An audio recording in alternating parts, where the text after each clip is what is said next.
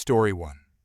Okay, here's another story since a lot of you are liking my entitled grandma stories. As you already know, I used to live with my grandma when I was 21. I'm 27 now and out of that place, in which she hid my laptop and threw away my food that I bought.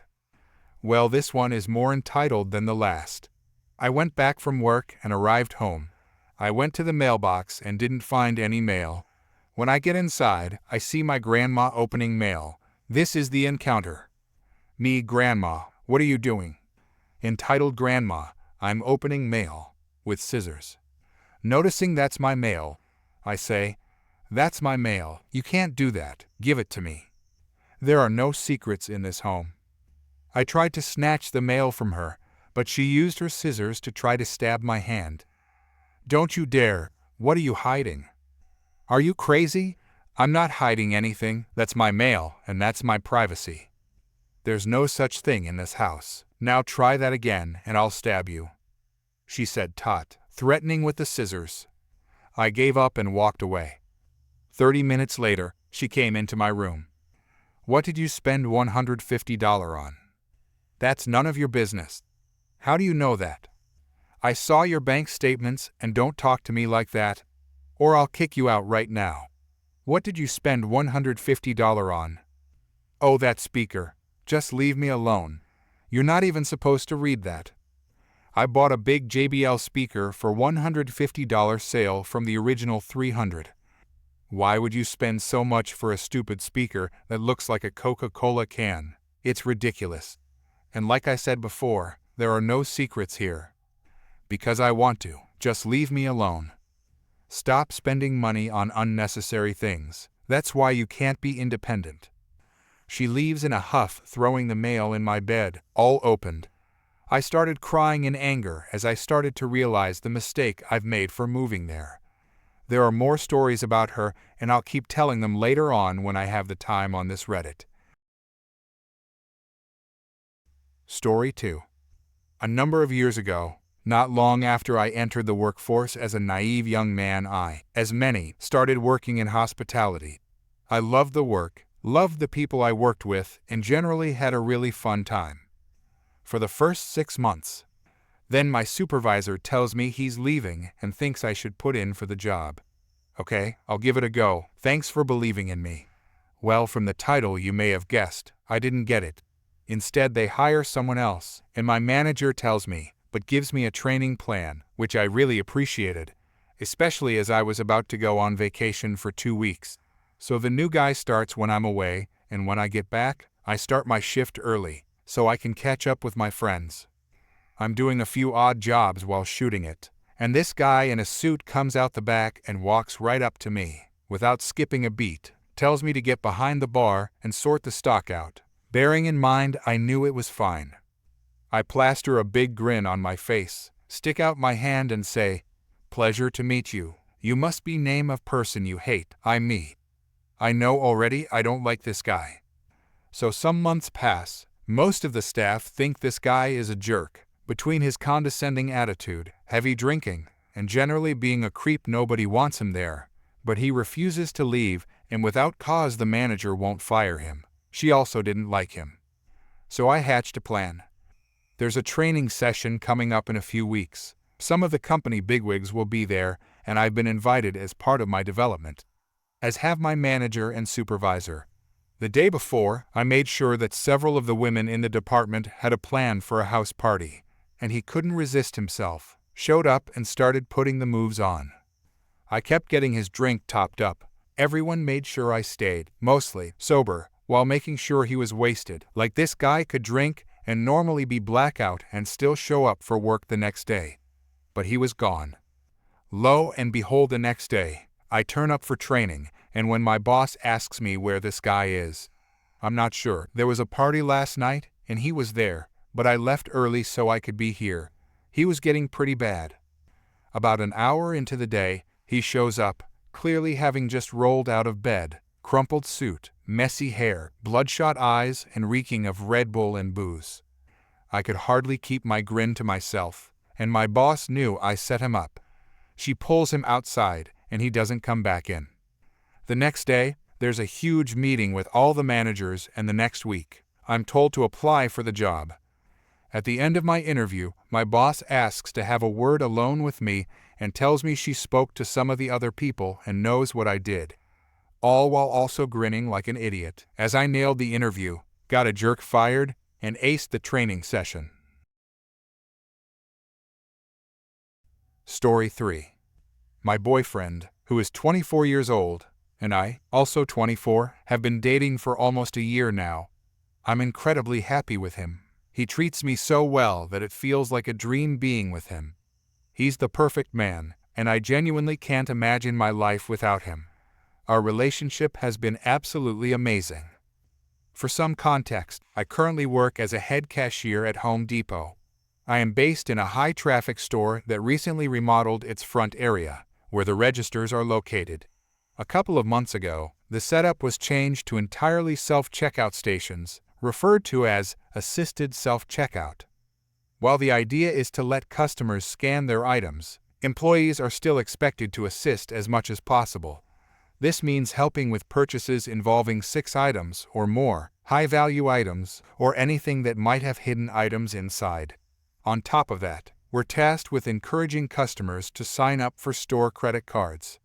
Here's where things began to spiral. The store recently fell short of its credit card application goals because cashiers were not pushing it enough.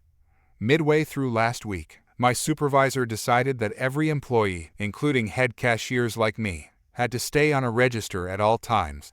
We weren't even allowed to check the schedule to send people on breaks or to send cashiers home, despite the strict no overtime policy. Unless it involved handling money, leaving the register was out of the question. You can probably imagine how frustrating this was. The self-checkout system is supposed to be autonomous, but now we were constantly assisting people, many of whom were irritated by our involvement. The frustration was almost as bad as when the self-checkout stations were first introduced, and customers were angry about the lack of traditional registers. Currently, only 2 or 3 regular registers are open, and they're at opposite ends of the store. The other head cashiers and I tried to prioritize basic tasks like scheduling breaks and making sure people clocked out on time, even if it meant risking trouble for not staying on the register 100% of the time. But Black Friday took things to a new level. On Black Friday, my supervisor, the store manager, and several other managers were constantly present. Some of them helped, which was appreciated, but the overall atmosphere was still chaotic. A few days before, I had asked my supervisor how we were supposed to handle break schedules or direct lines if head cashiers were glued to registers. Her response? Figure it out. If you need to keep your head on a swivel to check customers out and manage the line, then so be it. So, I complied. I stayed on the register as instructed and only left when I was explicitly told to cover someone going home or to take a quick bathroom break. My lunch break was delayed by 2 hours, and I didn't bring it up until an hour and a half after it was due, because I rarely get breaks on time anyway. However, lunch is mandatory because of the no overtime policy. Late breaks became a theme that day. When I finally went on lunch, one of the cashiers returned from the bathroom. We both noticed that his 15-minute break was nearly an hour overdue. I apologized to him, explaining that I hadn't been allowed to check the schedule, and told him to go ahead. However, I advised him to double-check with our supervisor since that would mean 2 people leaving at the same time. When I returned from my lunch, I discovered that one of our full-time cashiers, who was stationed at one of the few regular registers, had been forgotten entirely. She was now working into overtime, which is strictly against policy. If I had been allowed to manage the schedule properly, this would never have happened because she leaves at the same time every day. But I was on my lunch, 2 hours late. Later, I was sent to cover a lunch break in the garden section, which was also delayed by over 30 minutes. When I returned to the main area, another cashier called to let me know that his 15-minute break was now almost 45 minutes overdue. These incidents were just the tip of the iceberg. The inability to perform my actual job led to cashiers being neglected, schedules falling apart, and unnecessary chaos. Despite the increased focus on having everyone on registers, We achieved no more credit card applications than we had earlier in the week, when we weren't operating under these extreme restrictions. The problem isn't the registers, it's the approach to asking customers in general. While I may not enjoy pushing credit card applications, I do it because it's part of the job. Or at least, it was. After today, I decided it was time to move on. Seeing how these senseless rules impacted my team was the final straw. I also happened to receive a call back from another job, so I decided to put in my 2 weeks' notice. It felt like the perfect way to cap off a frustrating day. I'll admit, I'm relieved to be leaving what I've jokingly called Hell Depot. I'm genuinely happy about the change, but I can't help worrying about my colleagues. The cashiers I've worked with are likely going to continue dealing with these nonsensical rules and regulations, especially if management insists on enforcing them strictly. My hope is that, eventually, someone in a position of authority recognizes the negative impact of these decisions and finds a way to improve the system. Until then, I'll be rooting for my former coworkers from the sidelines, grateful that I had the chance to work with them, but even more grateful for the opportunity to move on to something better. Story 4. So this happened a couple days ago. I still can't stop laughing at how stupid this woman was. I was out shopping, things had started opening up to almost fully open, but still most people were still wearing masks. A couple people weren't, but still. I had a mask on for safety reasons and kept my distance from people.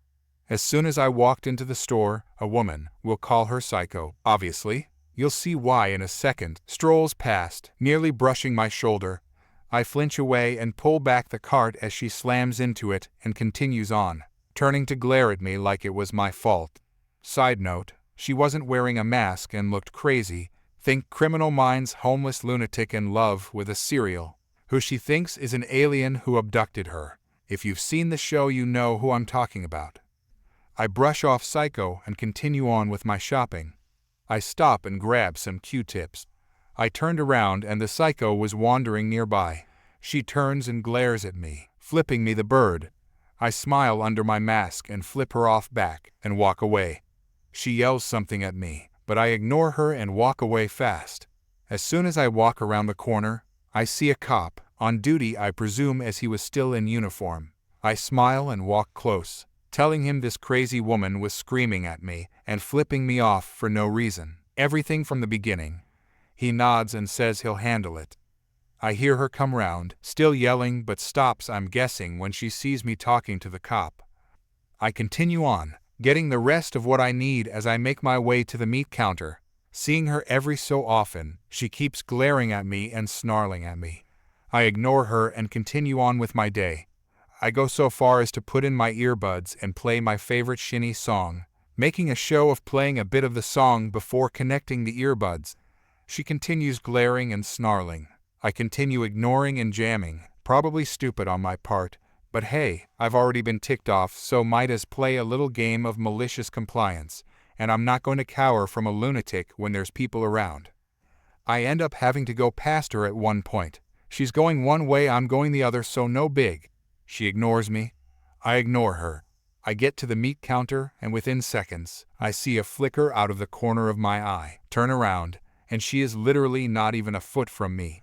I back up and the following occurs. Me, hey, can you not stand so close to me, please? 6 feet minimum. Psycho, I don't have to listen to you, brat. I'm vaccinated. Yeah, well, I don't care. You can still get it and spread it, so back up. Psycho, getting closer to me while I keep backing up. Oh, you're a doctor? I don't care. You hit me with your cart, flipped me off, and screamed at me. Well, that explains a hell of a lot. You may not care, but I'd prefer not to be sick and die for your stupidity, so back up right now. I'm raising my voice, trying to get people's attention in case things go down. Psycho, how dare you? I'm calling the cops on you for assault and battery. Assault and battery. Oh, that's rich. You want to add attempted murder of a disabled person while you're at it. Back up right now, or I'm calling the cops on you, which? How dare you swear at me? I can do whatever I want. You're not my mother, and you need to be locked up for insanity and excessive stupidity. I turn around to grab my phone, and sure enough the cop is standing probably 5 feet away from me. I smile at him and say, "Hello, officer." He comes over and glares right at her. "Cop, you've already been warned about harassing this young lady and other customers. Do I need to arrest you for the charges you've said to press on this young woman who didn't do anything to you?" Psycho, cowering and whimpering, "No, sir." I laugh and move away from them while the cop gets closer to her and tells her to leave immediately. She whines that she did nothing wrong and runs away. I thank him, and he says he hates bullies who pick on people who think they can't handle themselves. Tells me I was a bit stupid for enticing her, but I did great handling myself and standing up for myself. I haven't seen her since, and I hope I never have to, as she smelled like a homeless guy after Taco Bell. She smelled bad, and I tried so hard to stay as far away as possible and could still smell her through my thick mask. Hope everyone is safe and is having a good day. Story 5. I was working for a company that paid me to travel to a job in another city. This was done by going into town and getting a coach the company puts on. I would waste 3-4 hours a day unpaid to go into town and get home after a 9-hour shift. I asked to be paid to just drive my own car from home and go to work. They said no, and if I didn't like it, they would replace me. I called the bluff, but they hung the phone up on me. I started to panic and frantically started looking for another job. I applied for everything I could even remotely be capable of doing, but got nowhere. I called back my employer, and she laughed at me on the phone. I was gutted, but I just needed to get a night's sleep and come out fighting fresh in the morning. I woke up to a phone call from a new employer eagerly offering me an interview. I said yes without even thinking. As soon as I hung up the call, I got another, then another. 5 job offers I got in total. A few days later, I had accepted a job working for a delivery company, better pay and benefits. I took a picture of me in my new uniform and sent it to my old employer with the caption, "Thanks for replacing me. I replaced you with a better employer." Story 6. I thought about this one for a while before posting it, trying to decide if I wanted to, and if so, where it should go. Finally, after looking at how it all played out, it clearly belongs here. Sit back, as this is going to take a bit to lead into everything and why it happened. Just to set up some background. I was working for a privately run correctional facility, PCF for short and anonymity, and had been doing so for nearly 10 years. Names will be omitted for anonymity reasons, even though the facility is now long since closed down. The pay is nothing like what state or federal employees get paid, and it was a constant show of being short-handed. I worked my way up through the ranks from being a front-line officer in the units, to visitation sergeant, to shift commander, and finally security specialist. Bear with me, as this does take a bit to explain why the upward steps came. When I was a floor officer, I worked with others assigned to the same unit to get a general code of conduct going. That is what we would expect out of the offenders, and what we would let slide within reason. Because of this, the unit we worked on ran so well that most thought of the unit as the easiest unit in the facility to work. But it was because all of us ran it nearly identical and were consistent and fair. Eventually, this caused my shift commander to move me to other areas as a test and eventually into visitation. Visitation ended up being one of the most demanding positions I worked at the facility, simply because prior officers had done so little and were so behind. Along with my partner, which regularly changed because of the stress of the position, we got the visitation department up to code and went from taking 5 visitors a weekend to over 80 visitors a weekend on the regular. After doing this for roughly 3 years, I moved up to sergeant of visitation, which was less stressful, as it was more supervisory and handling complaints as well as necessary policy revisions. After nearly 2 years, I moved into shift commander. Here, I identified several issues with our overtime policy to include significant favoritism issues, as well as corrected several reporting flaws that we were constantly being dinged on by the private prison monitoring unit of the Department of Corrections in my state. Because of this, the private prison monitoring unit personnel, and I became very close as I worked with them on further clarifying and correcting some of the things we weren't doing quite right. This led to creating several spreadsheets in Excel that more or less made tracking overtime, vacation, assignments, and various other little managerial things far easier to track, with barely anyone having to do much other than add their employees and fill out assignments for each shift.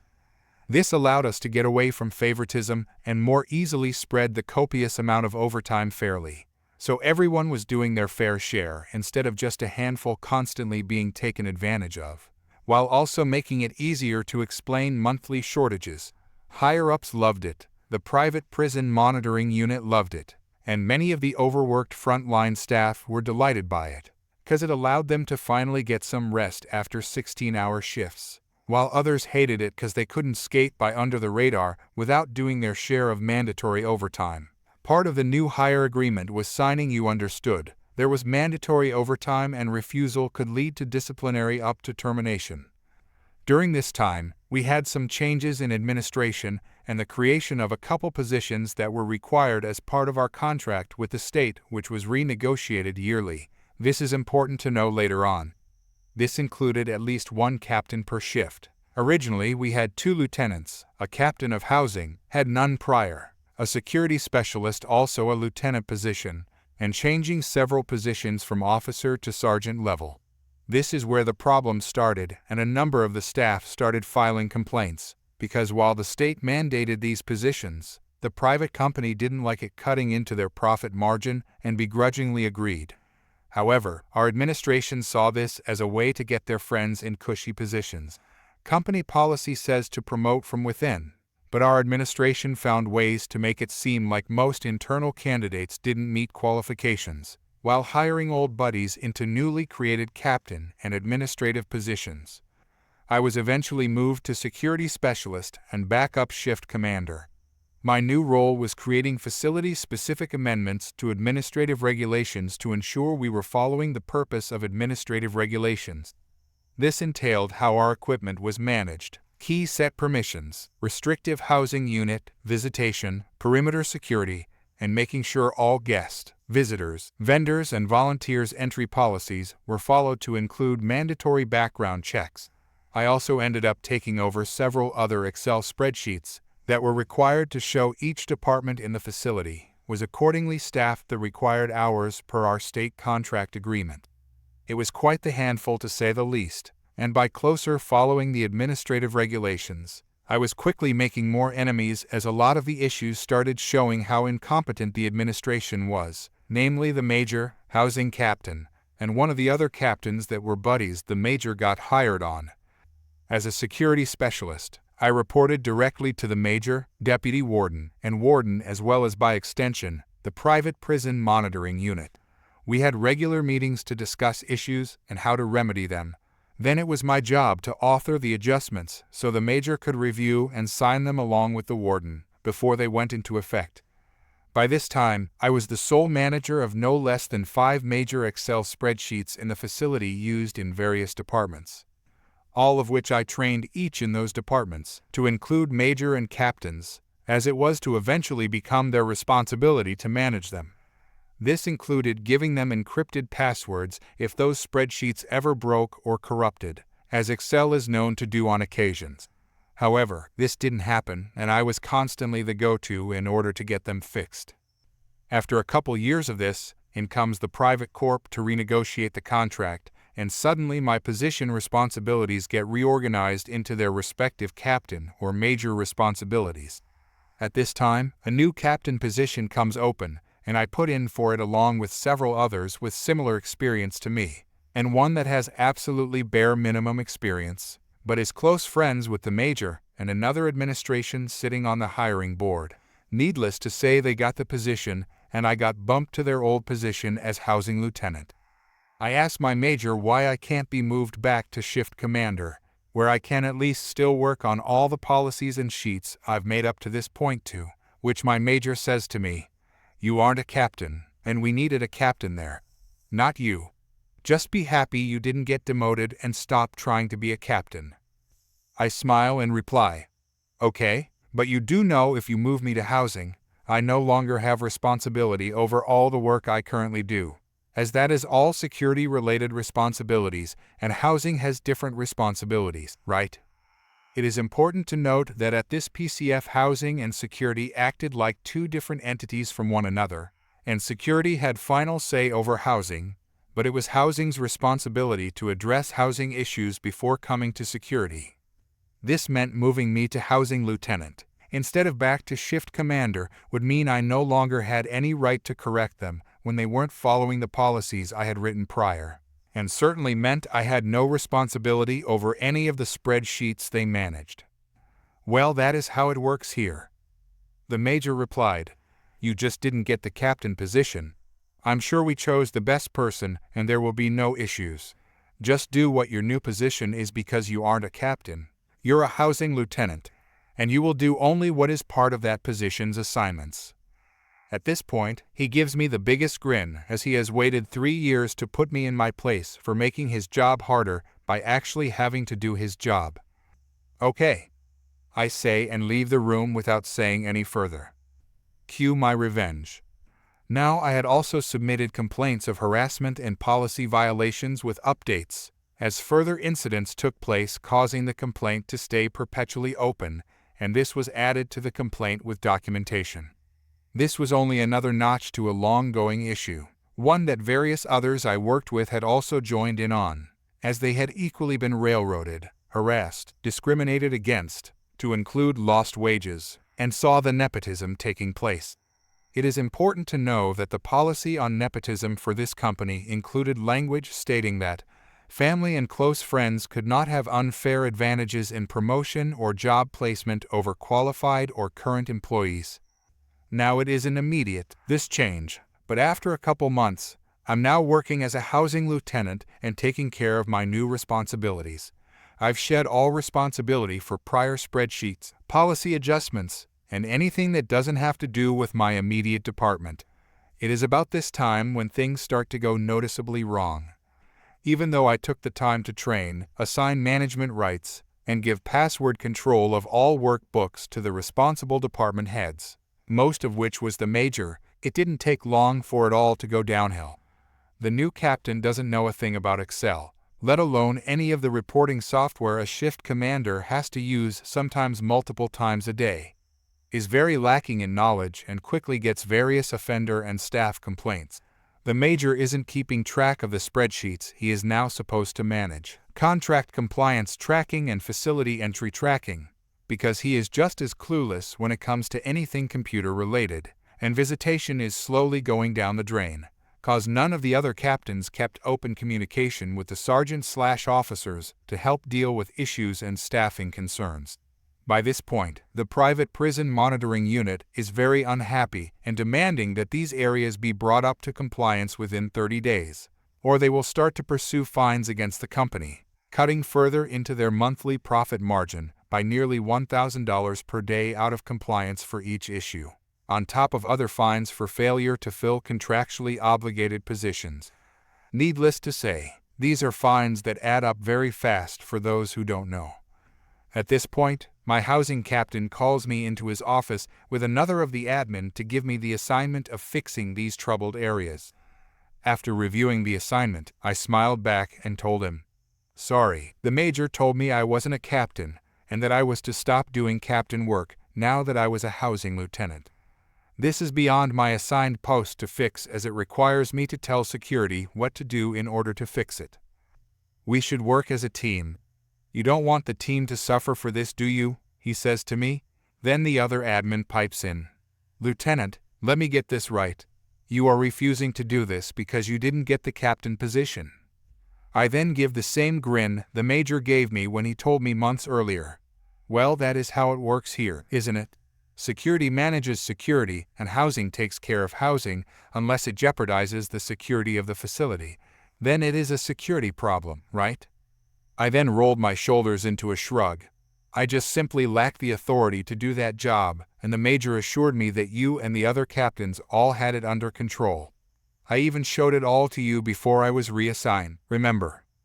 By this point, I can see that the captain is getting visibly upset, as they are now entirely responsible for all the work I used to do. The other admin at this point looks at me again and asks, "So are you refusing to do this assignment?" It isn't that I'm refusing to do the assignment.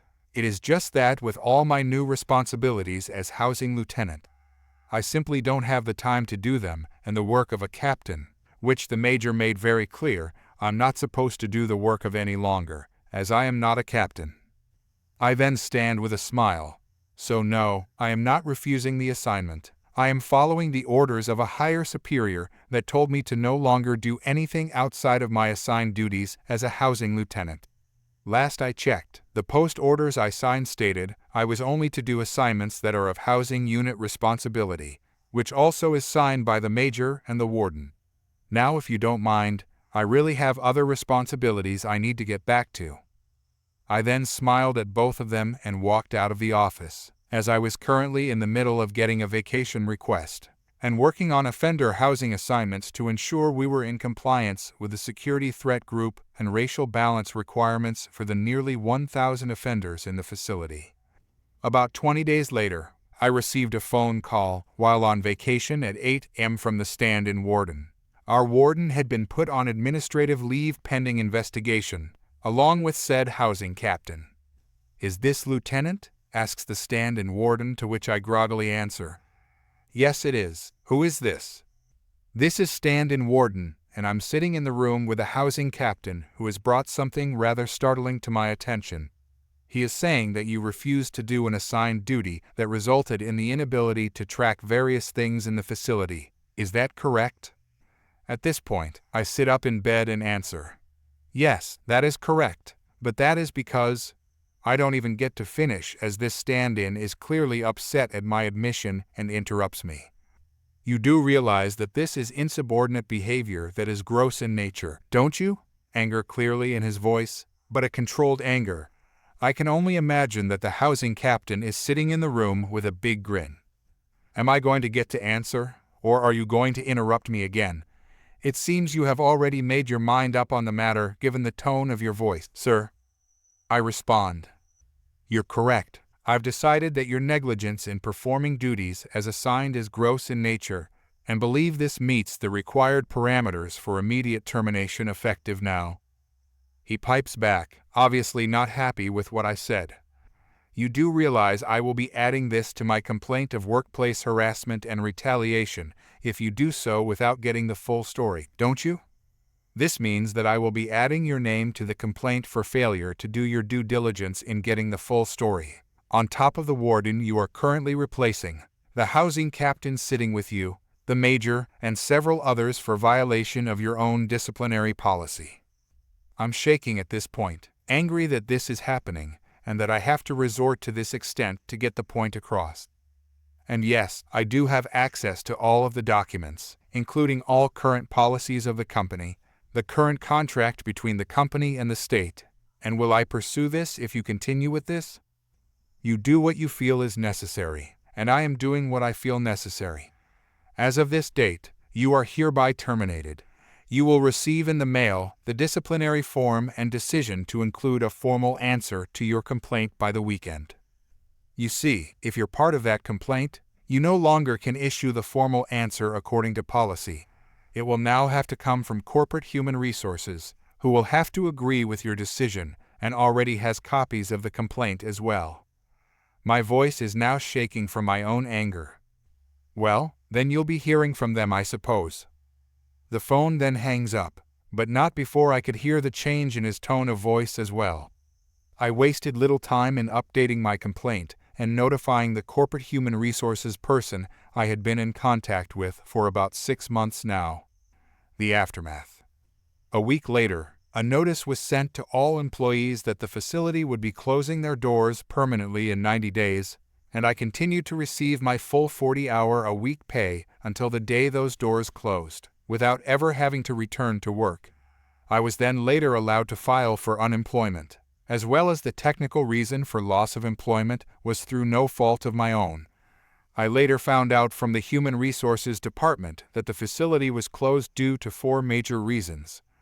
1. The company was no longer making any profit, due to poor management decisions that led to the private prison monitoring unit issuing upwards of $75,000 in fines per month, on top of out-of-control overtime due to shift commanders not properly tracking their shift officers' overtime, vacation, or days off.